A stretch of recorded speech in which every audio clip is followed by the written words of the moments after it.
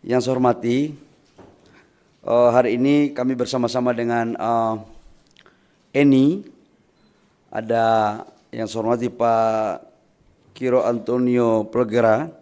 Beliau adalah Kepala Perwakilan untuk Asia Pasifik dan Middle East terhadap pimpinan Eni.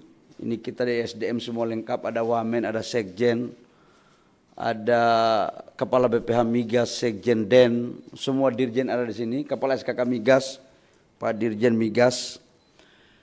Dan saya ucapkan terima kasih kepada teman-teman media atas kehadirannya. Kami mau mengumumkan sesuatu yang kami anggap penting dan ini merupakan bagian daripada sejarah daripada proses eksplorasi dalam rangka mencari cadangan-cadangan migas di negara kita. Kita tahu bahwa dalam kondisi geopolitik dunia yang tidak menentu, ketegangan di Timur Tengah, Selat Hormuz ditutup, berdampak pada sebuah dinamika perekonomian yang mengarah kepada ketahanan energi di masing-masing negara. 20-25%, bahkan 30% total produksi daripada migas yang melewati Middle East itu yang memenuhi kebutuhan dunia.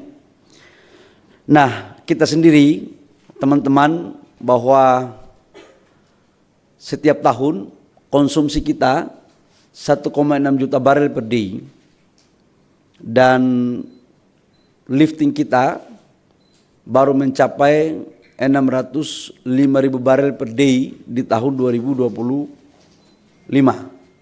dan 2026 diharapkan bisa 610.000 barel per day. Tapi target Bapak Presiden Prabowo kepada kami sebagai pembantu atas arahan dan perintahnya di 2030 harus bisa mencapai 900 sampai dengan 1 juta barel per day. Dengan demikian maka menuju swasembada energi itu kita harus mampu memenuhi stok kebutuhan kita dengan memanfaatkan cadangan-cadangan di negara kita. Nah, kaitannya dengan itu saya memberikan apresiasi yang setinggi-tingginya kepada Eni, ya Pak Kiro Antonio dan Kepala Perwakilan yang baru, ini baru 2 minggu ini, Pak siapa namanya? Mirko, thank you ya. Baru 2 minggu dia.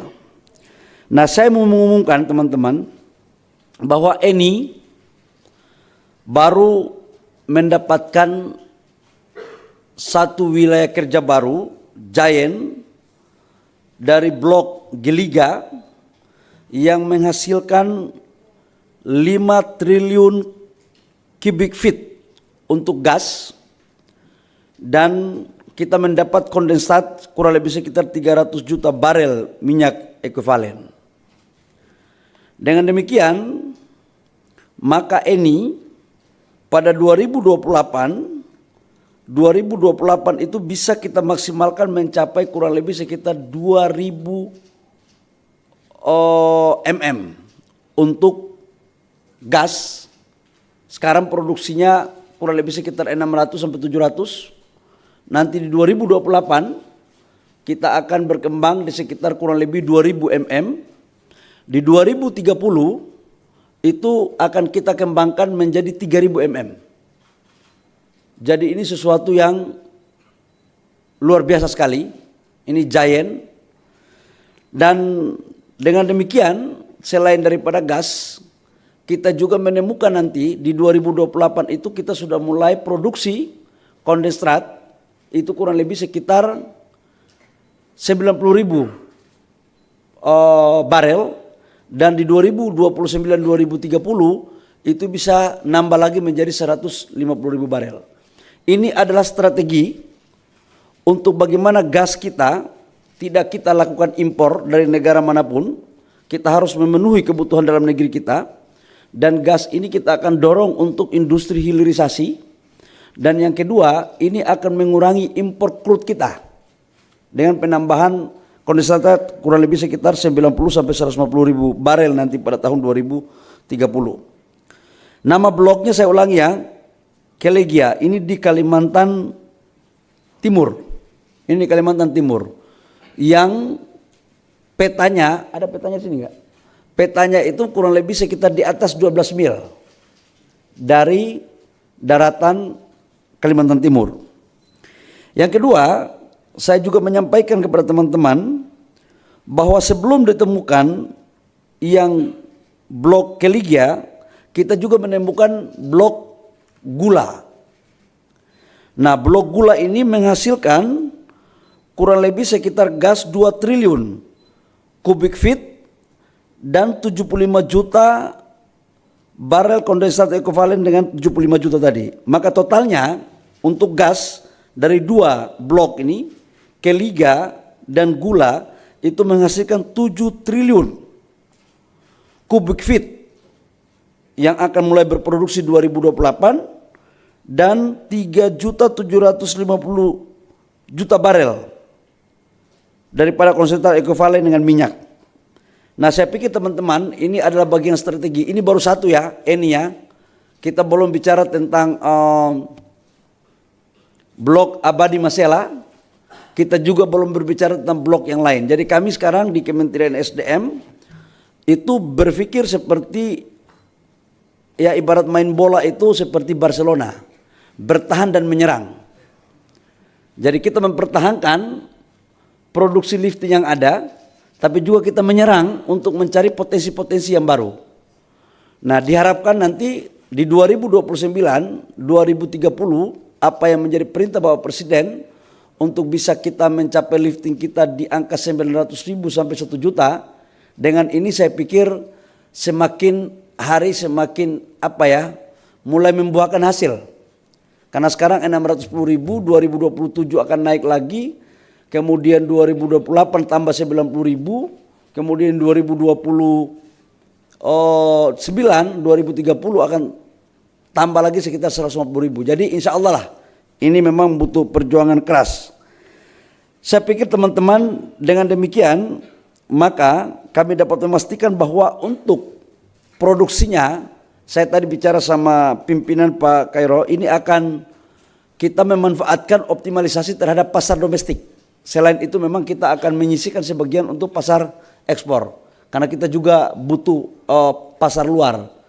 Kalau tidak nanti LPG kita nggak dikirim nanti kalau dari luar. Nah, selain ini saya akan meminta kepada Kepala SKK Migas untuk mengecek jenis daripada gasnya. Kalau gasnya C3, C4-nya cukup untuk kemudian kita bangun industri LPG, maka kita akan bangun langsung industri LPG di Kalimantan Timur untuk kemudian bisa memenuhi sebagian kebutuhan domestik kita. Karena kita mulai tahun ini juga untuk lote itu membutuhkan kurang lebih sekitar 1,5 juta ton sebagai bahan baku daripada industri dia yang ada di Cilegon. Begitupun beberapa industri petrokimia lain yang memang membutuhkan gas dan LPG. Saya pikir itu teman-teman beberapa poin yang perlu saya sampaikan kepada teman-teman. Kenapa saya harus menyampaikan ini penting. Di era kondisi dunia yang hampir semua dunia sekarang menjaga cadangan mereka. Dan memang ini sekali lagi kita bersyukur kepada Tuhan bahwa ini anugerah yang diberikan. Dan kita harus betul-betul fokus dalam rangka menjalankan perintah Bapak Presiden untuk mencari sumber-sumber minyak baru. Ini adalah hasil eksplorasi dan setelah ini mereka juga akan melakukan pengembangan untuk melakukan eksplorasi dari beberapa wilayah lain selain daripada wilayah Kalimantan Timur. Demikian teman-teman, ada yang mau ditanyakan saya persilakan. Silakan. Ini mumpung ada Pak Kiro di sini. Dengan Eko Pak. Ini enggak omong-omong ini barang serius ini. Dengan Eko Pak dari kantor Berita Bloomberg mau tanya, tadi kan sudah ada target ya Pak 2028 akan mulai produksinya. Itu apakah POD-nya sudah masuk ke pemerintah atau SKK gitu. Terus kira-kira kapan bisa disetujui POD-nya. Terus yang kedua, kalau untuk produksi gas yang saat ini ada Pak, terutama LNG, apakah pemerintah akan juga menambah alokasinya untuk konsumsi dalam negeri. Itu aja Pak, terima kasih.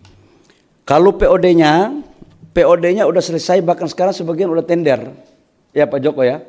Yang sebagian yang tahap pertama sudah tender sekarang. POD-nya udah selesai. Jadi bahkan saya membuat tim khusus untuk melakukan percepatan ini. Saya sendiri yang memimpin timnya. Jadi nggak ada soal, dan ini produksinya mulai 2028. Sekarang tender kapalnya apa, pipa-pipanya semua udah berjalan ya. Yang kedua menyangkut dengan apa tadi? Alokasi untuk konsumsi dalam negeri di tahun 2026 itu sudah clear. Termasuk dengan komitmen kita terhadap market kita di luar negeri, kurang lebih sekitar 28-30% total produksi gas kita itu memang kita ekspor untuk memenuhi komitmen dengan pasar luar negeri. Karena sebelum mereka kembangkan kan sudah ada off takernya, dan itu udah clear. Enggak seperti tahun 2025 yang memang waktu itu kita defisit kurang lebih sekitar 40-50 kargo. Sekarang sudah kita clearkan semuanya, dan kita memenuhi kewajiban kita baik kepada dalam negeri maupun off taker di luar negeri. Jadi itu udah clear Mbak. Gimana? Nggak ada defisit. Kalau ekonominya naik pasti penambahan lagi. Kalau penambahan lagi kita cari akal lagi. Memang kita hidup ini harus butuh akal banyak agar menyelesaikan. Ya, saya persilakan kalau masih ada yang lain. Oke. Oh, silakan. Izin Pak Menteri saya. Ini coba dijelaskan kepada Pak Kairo, mana adik-adik, Dimas. Jangan saya ngomong dia nggak paham, bahaya ini. Lo translator, waduh kacau. Bahaya nih. Jangan kau pikir laki-laki ini dari fak-fak saja. Aduh kacau ini. Lo translator dulu, kasih kursi. Yuk Dimas, no. Yuk. Harus bisa mengerti, tahu apa yang saya jelaskan.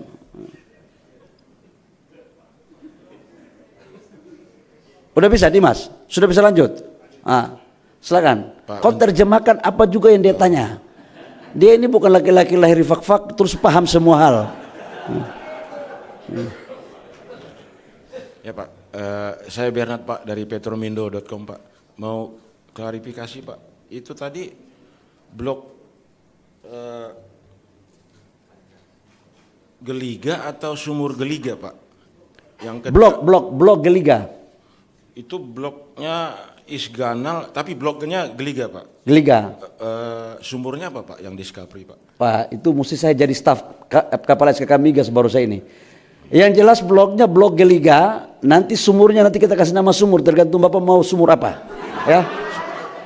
Udah. Terima kasih Pak. Sumur itu mau kita aja, yang penting bloknya blok Geliga ya. Kalau kau mau kasih nama sumur Abu Leke pun saya bikin.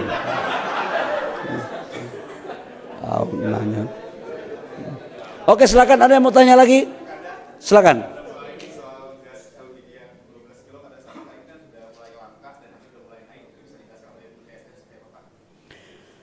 Ada hubungannya nggak dengan ini? Nanti habis ini doorstop aja ya. Masih resmi ini. Ya. Silakan. Yang tidak ada kaitannya dengan ini biar laki-laki bule ini tidak dengar ya. Sesama domestik. Urusan domestik jangan dibawa ke urusan global, bahaya. Silakan.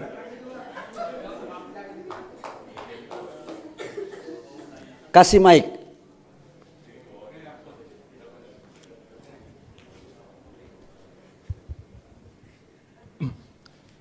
Reno Pak dari Bis Indonesia, izin Pak mungkin mau menanyakan Pak dorongan dari pemerintah sendiri nih Pak untuk mengakselerasi proyek-proyek gas ini yang udah ditemukan ini seperti apa? Mungkin evaluasi dari kayak blok-blok sebelumnya kayak Masela yang progresnya maka waktunya cukup lama ya Pak. Terus mungkin bisa dielaborasi Pak roadmap optimalisasi cadangan gas di dalam negeri akan seperti apa sih Pak? Mengingat Indonesia kan cadangan gasnya kan besar banget ya Pak ya. Terima kasih Pak, itu aja.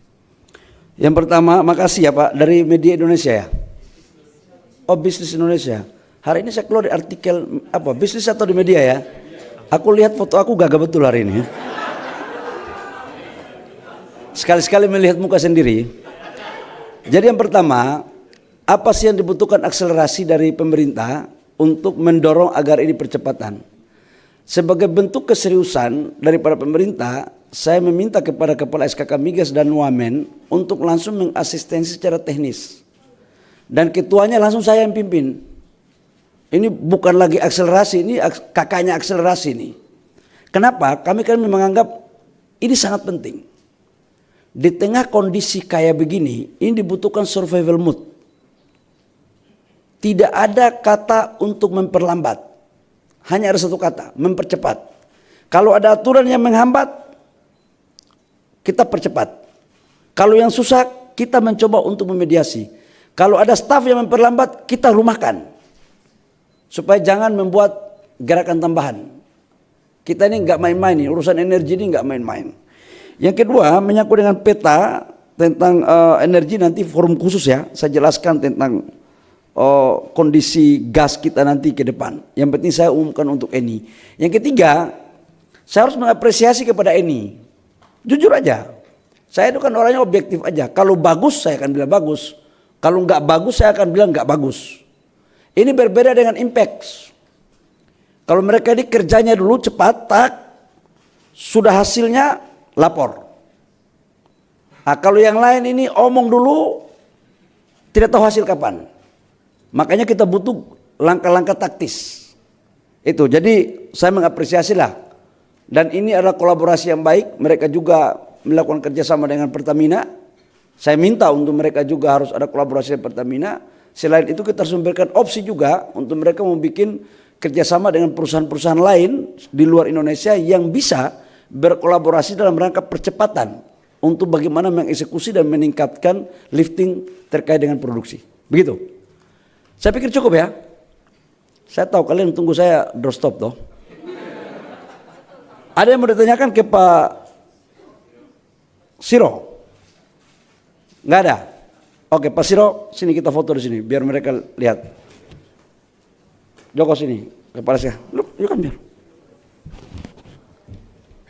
Ini Pak Siro ini yang tadi headquarter untuk Asia Pasifik dan Middle East.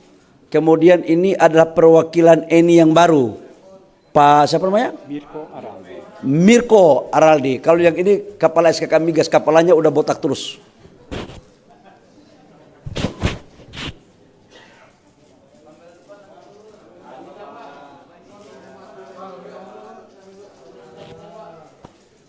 Paten ini barang.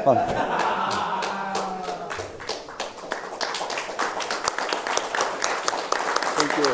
Ya. Yes, thank you. Tomorrow ya. Tomorrow meeting 11 ya. 11. Ya. You